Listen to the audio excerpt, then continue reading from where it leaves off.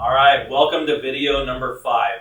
Video number 5 is all around degenerative disc disease, our x-ray process, and how that relates to your plan of care. Now, what happens when a bone shifts out of alignment is it will get stuck. And when a bone gets stuck, it stops moving, your brain will begin to calcify that joint to protect it. Just like rolling your ankle, it gets swollen up. When your spine gets out of alignment to protect a bigger injury, your brain will swell that joint up, inflammation, and they'll start to calcify that joint over time. And there's a big word for that doctors like to use. It's called arthritis. It's called degenerative disc disease. But what that means is that joint is breaking down at an elevated rate to try to protect your body from a bigger injury. We're looking for this on an x-ray. So this is what a healthy x-ray would look like. You want to see, especially in the neck here, you want to see a banana-style curve. Okay? A banana-style curve lines up your vertebrae to be able to house your spinal cord with no compression. When a bone shifts out of alignment, this is the first thing that'll happen. Your neck will start to straighten out. Think about your brain with having a compressed nerve choking off the electrical messages it's sending out to the body. It's not going to like that. So it starts to straighten the neck out to open and decompress the spinal cord. So if you look on your x-ray and you see a shift in your hips, a sway in your spine, straightening of the curves in your neck, but the joints remain healthy. See the big space between these joints, how they're still really healthy compared to this one where the joints are damaged? If yours are healthy, we know that the underlying misalignment, your body has been compensating for that for 10 to 15 years. This is really important. You have phase 1 of spinal degeneration or degenerative disc disease or spinal arthritis, call it what you want. Now, the only difference between that x-ray and this x-ray, where there's damage in the joints, you can see with this arrow here, is how long that misalignment has been there. If a joint stays misaligned upwards of 20 years, when it's misaligned and it's stuck, it starves the disc in between those bones where that arrow is pointing. It starves it of nutrition, and we'll start to see damage in the joints.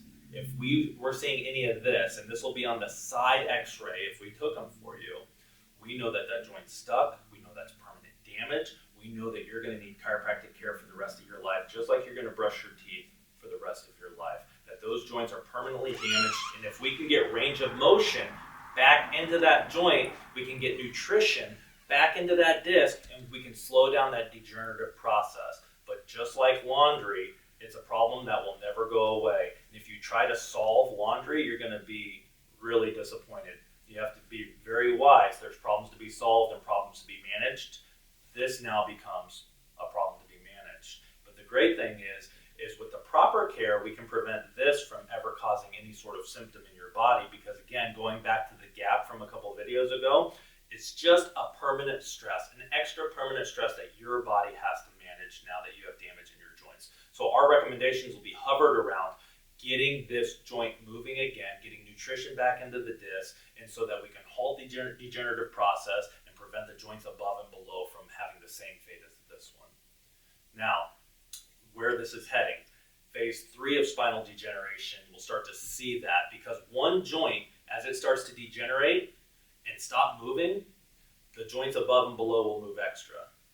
In 1912, a gentleman named Roger Sperry got the Nobel Peace Prize for finding that 90% of your brain's nutrition comes from spinal motion.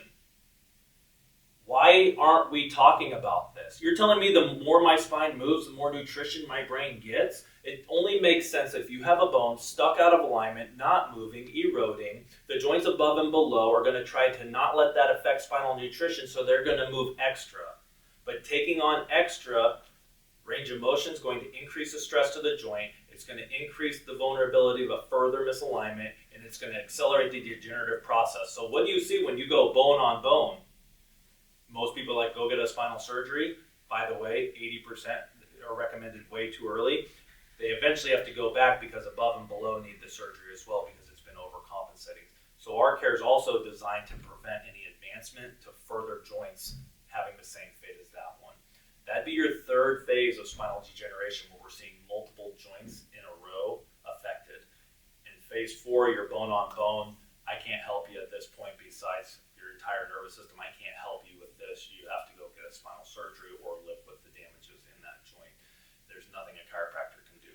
long as you have some space in that disc, I can be of service to you. So be sure to take a look at your x-rays. We want you to understand them. We analyze them and review them with you with the sole intent of you making an informed decision. If you need to see them again ever, and we're going to bring them up again, we have little prompts to bring them up, to talk to you about them in the rooms, to remind you, because it's such a big deal. If you have any questions about what level of spinal degeneration you have, be sure to ask us, because it's one of the front-running metrics we measure to figure out how often to see you in active, beginning of care, and wellness